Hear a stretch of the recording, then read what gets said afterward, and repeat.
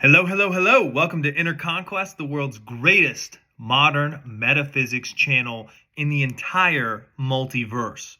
Today, what I'm going to be talking about is the concept coined as everyone is you pushed out and what that means for your reality. So when you think about everyone is you pushed out, dude, let's get this lighting on point here first. Damn, that's so much better. So everyone is you pushed out refers to how individuals in your reality are limited in their free will based off of the state of consciousness with which you occupy.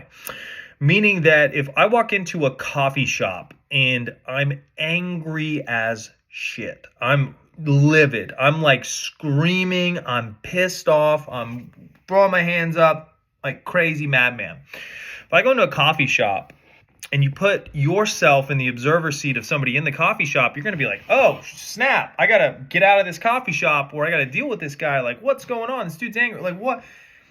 That individual didn't make a free will decision that would be made if I was or wasn't there to freak out. They didn't say, hey, now's a good time to freak out. They reacted to the energy and the consciousness within which I occupied and carried with me. So when you have the concept of everyone is you pushed out in a spiritual sense, if you want to have it to where every single person is one consciousness, then you're just a focal point and everybody's one consciousness and everything is working as one being. That's a perspective you could take.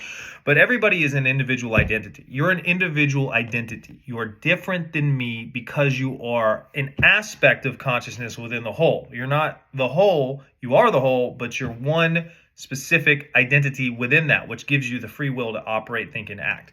Now, when I carry certain states of consciousness, the way that I know a state of consciousness is within me is by the reactions of people around me. So if I am carrying a state of poverty, what will happen is people will say they're going to pay me and then they don't pay me. Or a bill is going to come, right? And a bill collector is going to call and be like, hey, you need to do this, this, and this. Or something's going to happen that is reflective of that state. If I'm in a state of wealth, I'm going to get money for free. People are going to be like, hey, I saw you did this and here's a couple extra $100 and, you know, a deal that I've been working on for a couple months is just going to show up in my account and all these other things, right? You can see those circumstances as independent factors outside of you that you have no control over, or you can see them in the same way that you see a engine light on your car alerting you, or if you're flying a plane, your altitude gauge telling you where you're at, right? So using your universe in the concept, in the framework of everyone is you pushed out, is basically understanding that everything around you is telling you who you are being. And who you are being is essentially where your awareness is focused, right? So if I'm being a champion or somebody who overcomes things, then I am going to see reflected in my experience problems, but I know that they're solvable and I have confidence that I'll be able to go and overcome them with ease, right? If I'm being a victim, then the problems are bigger than me and there's nothing I can do and I just keep getting beat up, right? The external reality is holographic in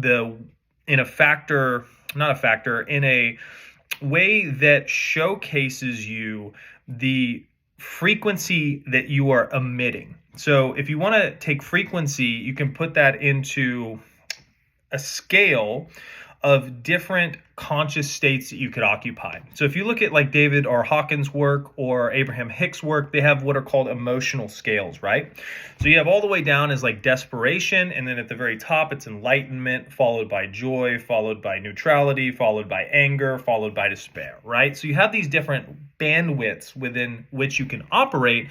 And then within those different bandwidths, you can categorize those, right? So if you have wealth, you can have wealth, but you can be miserably wealthy, or you can be very happy wealthy, right? So the key is to really understand kind of where you're at and what your desire is. So if your desire is to be more confident, more assertive, more certain, more powerful, and you've come to that realization because maybe the state that you're occupying is not that. What you would want to do is you would want to shift that state and focus your internal tools in your fourth dimensional reality to become that person internally and allow the universe to reflect to you who you have become. Because if you go and you try to change external circumstances using linear third dimensional processes without changing that internal conscious state that caused those initial effects in your reality, you will still carry that conscious state with you while taking action in processes as if you were the version who didn't have that, and they will clash with each other. What that means is that if you haven't embodied a conscious state, the conscious state in your present moment awareness and where your attention is placed and your belief systems are what are constructing the parameters of your entire world around you. So without addressing those baseline assumptions, those baseline emotions, those baseline dominant thoughts, and aligning them to your desired wish-fulfilled reality, you can work and struggle in vain, because those subsystems, those subroutines that are playing in your subconscious are much more powerful than your immediate conscious mind. And the way that you change your internal conscious state is through repetition and through occupation of it. So if you decide that, you are confident and you haven't been confident before, you will put yourself into a feeling state of what you think you would feel like if you were confident, right? Now, if you read books on how to become confident, it'll say, hey, go talk to a bunch of people, go do this, this, and this, go do that, that, and that. Do this so that you can be this. When in actuality, when you are that, you do that because you are that person. That's how you create the mental shift of changing who you are and allowing that version of consciousness to express itself naturally, as opposed to artificially doing the things that would be produced if you were in that state of consciousness. It's like if you want to be wealthy, right, and you go and buy a bunch of Gucci shirts and walk around in Gucci shirts and Gucci belts and nice hats and things, but you don't have anything in your bank account, you're putting on a facade of being wealthy. Wealth is a state of abundance and a state of more than enough, right? And the way that you get into that state is you reaffirm your I am identity. You catalyze or crystallize an identity of being in that state dominantly. The way that you do that is you start with the I amness, I am this. You begin to work on your feeling states that you predominantly occupy throughout the day. Are you feeling constricted? Are you feeling wealthy? Are you feeling abundant, right? So you become aware of your feeling states. You start to change those. And then you would change things like your internal dialogue and the mental movies that you play, right? And all that does is that begins to form a consciousness within you that is in alignment with your wish fulfilled, that will begin to express itself. And through the expression of that will begin to make you expect that things will be in alignment with your wish fulfilled, as opposed to expecting things to not be in your wish fulfilled or in an unfulfilled reality.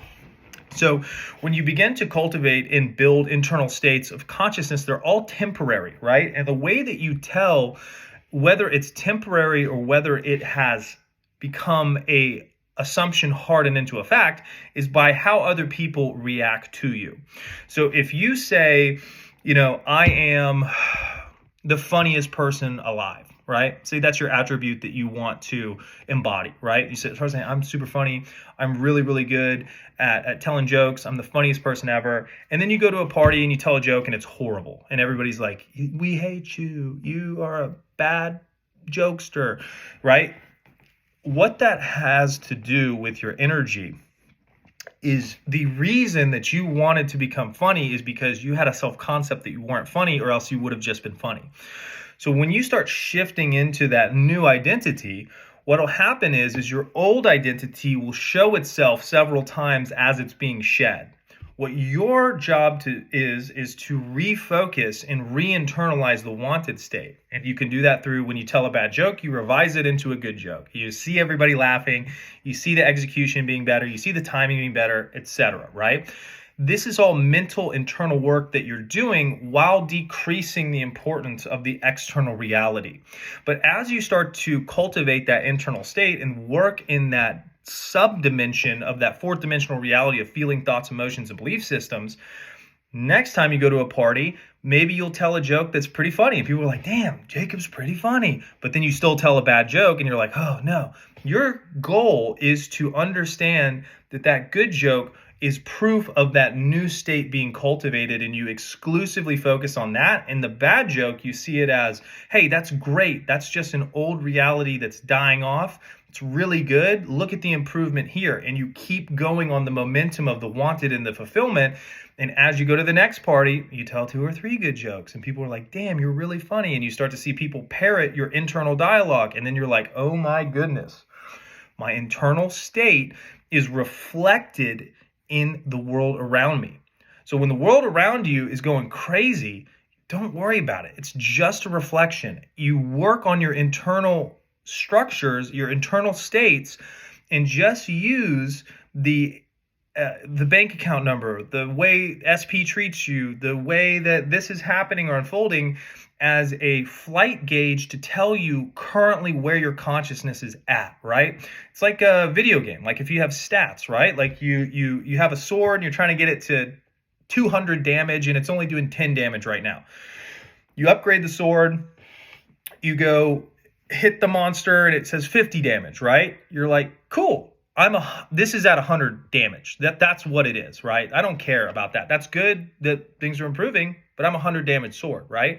And as you keep grinding and as you keep leveling up your guy, boom, you hit it. You see the little thing that says 100. You know that you've changed that internal state. You've leveled up that internal state to your specifications, and now you can take your foot off the gas and still be aware, but you don't have to do as much internal cultivation, because when you get a state really hardened into a fact, what that does is it locks it into a pattern in your subconscious. And this is really useful because the same patterns that used to destroy us or make us feel bad over and over and over again, beat the shit out of us, once properly re-engineered, will now begin to showcase us favorable things over and over and over again. And that consistent looping will now crystallize the belief system that everything's working out for me, or I'm always safe, I'm always secure, I'm always powerful, I'm always feeling great. Whatever your ideal is can get locked in at the same level that unwanted patterns will get locked in.